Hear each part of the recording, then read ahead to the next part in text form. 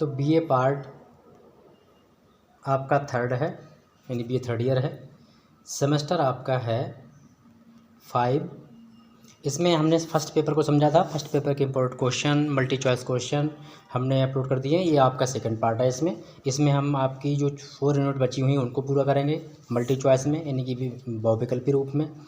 तो इसमें आपका जो फर्स्ट पेपर था वो था तुलनात्मक शासन और एवं राजनीति। तो ये हमारा पेपर है सेकंड बीए थर्ड ईयर का पॉलिटिकल साइंस में। फर्स्ट पेपर है ये आपका तुलनात्मक शासन एवं राजनीति। तो इसमें हम आज सेकंड पार्ट है हमारा ये मल्टी चॉइस वालों का, यानी जो ऑब्जेक्टिव क्वेश्चन होते हैं वो पूछ लेता है यूनिवर्सिटी की तरफ से कभी कभी। तो इनको आज देख लेते हैं।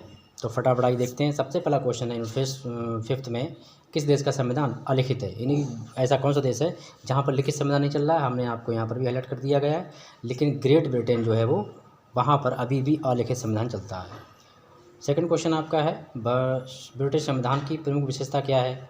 तो ब्रिटिश संविधान कैसा है, एकात्मक भी है, संघात्मक भी है, द्विदलीय भी है। इसका मतलब वो तीनों पाए जाते हैं। तो आपका ऑप्शन डी डाल जाएगा, यानी उपरोक्त में सभी। क्वेश्चन नंबर आपका थर्ड है, ब्रिटिश संविधान संयोग एवं विवेक का शिशु है। ब्रिटिश संविधान जो है वो संयोग और विवेक का शिशु है। तो ये कथन किसने दिया है, लिटन स्ट्रेची हैं, इन्होंने दिया है इसको।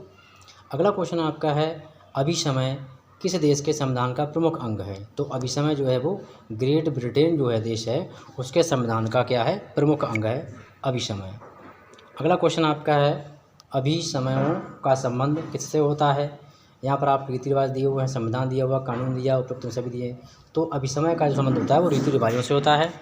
इसी में आपका अगला क्वेश्चन है 6 नंबर, कानून का शासन किस देश से संबंधित होता है, या फिर किस देश का संविधान विधि के शासन पर आधारित होता है, यानी कि है। तो आपका ग्रेट ब्रिटेन का जो संविधान है वो संविधान विधि पर आधारित है। अगला क्वेश्चन आपका है, संसदीय शासन व्यवस्था का जनक किसको कहा जाता है। निम्न में से कौन सा संसदीय शासन व्यवस्था की जन्मभूमि है, यानी जो संसदीय शासन व्यवस्था है वो किस देश की जन्मभूमि है, कहाँ से इसका जन्म हुआ है। तो आपका है ग्रेट ब्रिटेन, यानी ऑप्शन नंबर आपका बी, यानी कि बा सही जाएगा। और अगला क्वेश्चन आपका है, इसमें थोड़ा सा जूम कर दें ताकि आपको स्पष्ट दिख जाए। तो इसमें आपका जो हमारा 8वां क्वेश्चन है वो ये कह रहा है कि निम्नलिखित में से किस देश की शासन प्रणाली एकात्मक है। एकात्मक शासन मतलब कि एकात्मक जो शासन नहीं है, एकात्मक तो ग्रेट ब्रिटेन की जो शासन प्रणाली है वो एकात्मक रूप से काम करती है। ब्रिटेन में ताज का अर्थ क्या होता है। तो ताज का अर्थ क्या होता है, जैसे राजा, मंत्री, संसद, ये है ब्रिटेन का अर्थ।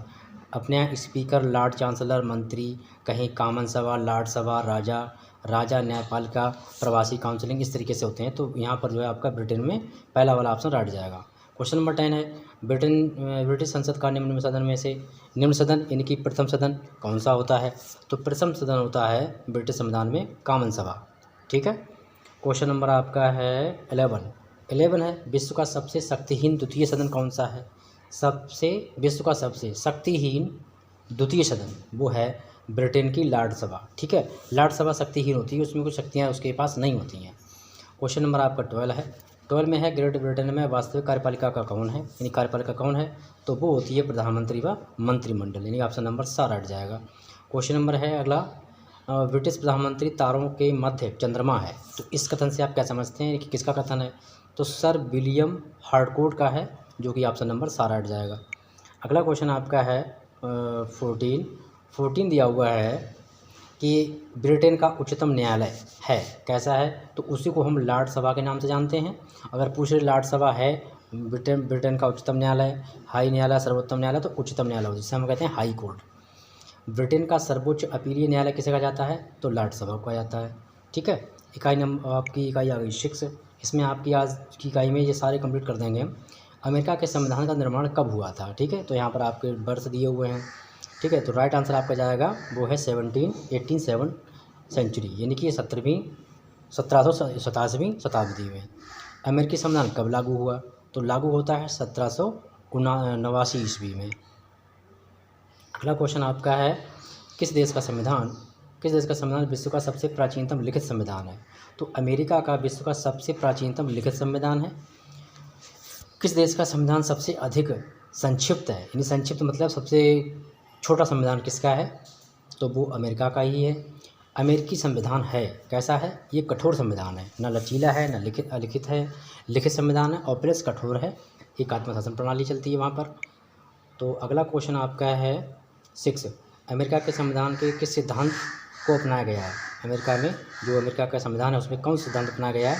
तो शक्ति पृथक्करण, अवरोध एवं संतुलन, न्यायिक पुनरावलोकन, यानी उपरोक्त में ये तीनों ही अपनाए गए हैं। तो ऑप्शन आपका डी सही रहेगा, यानी दा वाला। नियंत्रण और संतुलन किस देश के संविधान के प्रमुख अंग हैं? तो नियंत्रण और संतुलन ये अमेरिका है हमारा, उसके देश के संविधान के प्रमुख अंग हैं ये। अगला आपका शक्ति पृथक्करण का सिद्धांत किस देश से संबंधित है? तो अमेरिका का है। ठीक है, ऑप्शन नंबर 12 हट जाएगा। क्वेश्चन नंबर 9 है, निम्नलिखित में से किस देश में संघात्मक शासन व्यवस्था है? तो अमेरिका में जो है वो संघात्मक व्यवस्था लागू है। ऑप्शन आ सही जाएगा। अमेरिका की संवैधानिक व्यवस्था क्या है? तो वो अध्यक्षात्मक, वहाँ पर अध्यक्षात्मक व्यवस्था चलती है। वेरी मोस्ट इम्पोर्टेंट क्वेश्चन है आपका ये। अमेरिकी राष्ट्रपति किसके द्वारा चुना जाता है, या अमेरिकी राष्ट्रपति निर्वाचन कैसे होता है? तो एक निर्वाचक मंडल के द्वारा जो है अमेरिका के राष्ट्रपति का चुनाव होता है। क्वेश्चन नंबर अगला है हमारा, अगला क्वेश्चन आपका है ये आपका, इसमें लगभग आगे 35-40 क्वेश्चन मिलेंगे। अमेरिकी राष्ट्रपति कार्यकाल कितना होता है? तो अपने यहाँ 5 वर्ष का होता है और अमेरिका में ही 4 वर्ष का होता है। अमेरिका में कार्यपालिका की सर्वोच्च शक्ति का प्रयोग किया जाता है किसके द्वारा? तो राष्ट्रपति के द्वारा। देखिए यहाँ पर समझने वाली बात यह है कि अपने इंडिया में जो है नाम मात्र का राष्ट्रपति होता है शक्ति के लिए, लेकिन जो अमेरिका है वहाँ पर वास्तविक शक्तियाँ राष्ट्रपति के हाथ में होती हैं। और अपने इंडिया में तो ये शक्तियाँ होती हैं प्रधानमंत्री के पास। क्वेश्चन नंबर 14 है, जेबी विशेषाधिकार निषेधाधिकार यानी पॉकेट वीटो क्या है, इससे क्या संबंधित है? तो ये अमेरिका के राष्ट्रपति संबंधित है, इसकी शक्ति होती है ये। अमेरिकी व्यवस्थापिका का नाम क्या है? तो अमेरिकी व्यवस्थापिका का नाम है कांग्रेस। अगला क्वेश्चन आपका है, अमेरिकी कांग्रेस का उच्चतम सदन क्या है? तो उच्चतम सदन होता है सीनेट। और अगला क्वेश्चन देख लेते हैं फटाफट आपका इसमें 17 क्वेश्चन है ये। तो अमेरिकी सीनेट का कार्यकाल कितना होता है? 6 वर्ष का होता है। विश्व का सबसे शक्तिशाली द्वितीय सदन कहाँ है? तो अमेरिका का सीनेट विश्व का सबसे शक्तिशाली द्वितीय सदन है ये। अमेरिकी कांग्रेस का निम्न सदन में से कौन सा है? तो ये प्रतिनिधि सभा जो है वो अमेरिकी कांग्रेस का निम्न सदन यानी कि छोटा सदन होता है ये। अगला क्वेश्चन आपका है 20, अमेरिका की प्रतिनिधि सभा कार्यकाल कितना होता है? तो प्रतिनिधि के जो सभा कार्यकाल होता है वो होता है 2 वर्ष का। ऑप्शन 12 हट जाएगा। अगला क्वेश्चन आपका है, किस देश का न्यायिक सर्वोच्चता सिद्धांत प्रचलित है? तो संयुक्त राज्य अमेरिका का ये सिद्धांत प्रचलित है जिसका नाम है न्यायिक सर्वोच्चता का सिद्धांत। तो ऑप्शन ए सही जाएगा इसमें।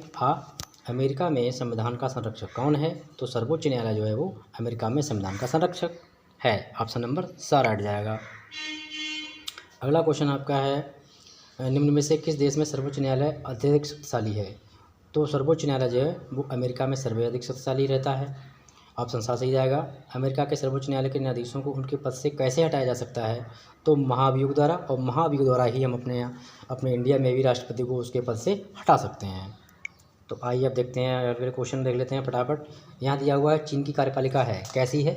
तो चीन की कार्यपालिका में गणतंत्र का अध्यक्ष होता है। चीन का राष्ट्रपति निर्वाचित किया जाता है किसके द्वारा? राष्ट्र जनवादी कांग्रेस के द्वारा किया जाएगा। अगला क्वेश्चन आपका है, जनवादी गणराज्य चीन का राष्ट्रपति कार्यकाल रहता है? तो चीनी राष्ट्रपति कार्यकाल रहता है 5 वर्ष का, जैसे कि अपने यहाँ रहता है इंडिया में। और अगला क्वेश्चन आपका है, चीन के उपराष्ट्रपति का निर्वाचन कौन करता है? तो चीन का जो उपराष्ट्रपति निर्वाचन होता है वो करते हैं राष्ट्रीय जनवादी कांग्रेस के द्वारा होता है। ऑप्शन 10 हट जाएगा। अगला क्वेश्चन है, चीन में वास्तविक कार्यपालिका शक्तियाँ किसके पास रहती हैं? तो चीन में जो राज्य परिषद होता है उसके पास वास्तविक शक्तियाँ उसे पास रहती हैं। और अगला आपका क्वेश्चन है, यूनिट 6 चल रहा था हमारा, अभी 7 चल रहा था, अभी 8 की बात करेंगे। तो चीन का सर्वोच्च न्यायालय क्या है? चीन का सर्वोच्च जन न्यायालय होता है। चीन में सर्वोच्च जन न्यायालय बोला जाता है चीन के सर्वोच्च न्यायालय को।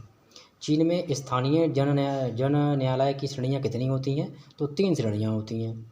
अब देखिए आई करते बाद हम यूनिट नंबर 8 की।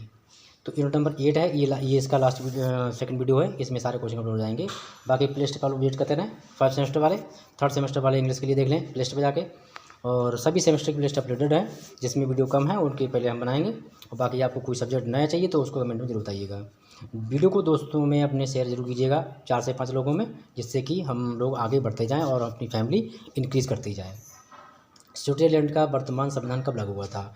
तो स्विट्ज़रलैंड में लागू हुआ था 18 अप्रैल 1999 को। ठीक है, ये स्विट्ज़रलैंड या कह सकते हैं कि पूर्ण आज़ादी इसको 18 अप्रैल 1999 को प्राप्त हुई। अगला क्वेश्चन है स्विट्जरलैंड का संविधान कैसा है? तो लिखित संविधान है, अपने इंडिया का भी लिखित संविधान है। अब बात कर लेते हैं हम यहाँ पर कुछ धाराएं हैं, तो धाराओं की बात कर लेते हैं। स्विट्जरलैंड के नवीन संविधान में कितनी धाराएं तथा अध्याय हैं? तो धाराएं 195 हैं और 4 अध्याय हैं इसके संविधान में। ठीक है, वेरी मोस्ट इम्पोर्टेंट क्वेश्चन है ये आपका, और किसी भी परीक्षा में क्वेश्चन पूछा सकते हैं। देखिए संविधान संबंधी क्वेश्चन हर परीक्षा के लिए इंपॉर्टेंट रहते हैं, चाहे आप किसी एग्जाम बैठते हो। स्विट्जरलैंड में प्रत्येक नागरिक को कितनी नागरिकताएं दी जाती हैं? तो स्विट्जरलैंड में प्रत्येक नागरिक को तीन नागरिकताएं प्रदान की जाती हैं। संघीय कार्यपालिका पाई जाती है किसमें? तो संघीय कार्यपालिका जो है वो स्विट्जरलैंड में पाई जाती है। ऑप्शन नंबर सा आ जाएगा आप राइट। बहुल कार्यपालिका का संबंध किससे होता है? तो बहुल कार्यपालिका का संबंध है आपका सा ऑप्शन यानी कि स्विट्जरलैंड से है। अगला आपका क्वेश्चन है स्विट्जरलैंड की बहुल कार्यपालिका को किस नाम से जाना जाता है? तो ये संघीय सरकार के नाम से जानी जाती है। ऑप्शन नंबर 12 हट जाएगा। 8वां क्वेश्चन आपका है इस विश्व स्विस संघीय सरकार में कितने सदस्य होते हैं? तो उसमें होते हैं 7, यानी ऑप्शन आपका राइट है। स्विट्जरलैंड की संघीय सरकार को चुनाव कौन कराता है? तो चुनाव कराता है संघीय संसद स्विट्जरलैंड में। और अगला क्वेश्चन आपका है स्विस राष्ट्रपति का कार्यकाल कितना होता है? तो 1 वर्ष का कार्यकाल होता है। सबसे कम कार्यकाल होता है कहाँ? स्विट्जरलैंड के राष्ट्रपति का। स्विट्जरलैंड की व्यवस्थापिका का नाम क्या है? तो संघीय संसद बोला जाता है इसको। अगला क्वेश्चन आपका है स्विस राष्ट्रीय परिषद का कार्यकाल कितना होता है? स्विस राष्ट्रीय परिषद का कार्यकाल होता है 4 वर्ष का। और इसमें क्वेश्चन आपका और है, इसको देख लेते हैं फटाफट। 2 क्वेश्चन और रह गए आपके। जो आपका क्वेश्चन 13 है स्विस संघीय संसद का सदन निम्न सदन कौन सा होता है? तो प्रतिनिधि सभा जो है वो निम्न सदन होती है। अगला है स्विस संघीय परिषद का कार्यकाल कितने वर्ष का होता है? तो 4 वर्ष का होता है। अभी इसमें थोड़े से क्वेश्चन और बचे हुए हैं, उन्हें फटाफट देख लेते हैं, फिर आपका वीडियो कंप्लीट। तो इसमें है स्विस जो न्यायपालिका है उसका नाम क्या है? तो स्विस न्यायपालिका का नाम है संघीय सर्वोच्च न्यायालय। ऑप्शन 10 ही जाएगा। स्विस संघीय सर्वोच्च न्यायालय न्यायाधीशों का चुनाव कौन करता है? तो ये चुनाव जो न्यायाधीश होते हैं उनका चुनाव होता है संघीय सभा के द्वारा होता है, संघीय सभा करती है। इसी में अगला क्वेश्चन आपका है प्रत्यक्ष प्रजातंत्र किस देश से संबंधित है? वेरी मोस्ट इम्पोर्टेंट क्वेश्चन है। या फिर कह सकते हैं कि प्रत्यक्ष प्रजातंत्र का घर किसको कहा जाता है? तो स्विट्जरलैंड को कहा जाता है प्रत्यक्ष प्रजातंत्र का घर।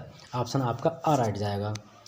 अगला क्वेश्चन है स्विट्जरलैंड में प्रत्यक्ष प्रजातंत्र की विधि है तो क्या है? स्विट्जरलैंड जीमाइंड, जनमत संग्रह, आरंभक, यानी कि तीनों ही हैं। यानी उपरोक्त में आपका द ऑप्शन सही जाएगा लास्ट वाला, चौथा। और अगला क्वेश्चन आपका है स्विट्जरलैंड में कौन सी संस्था प्रत्यक्ष प्रजातंत्र के नाम की स्थापना करती है?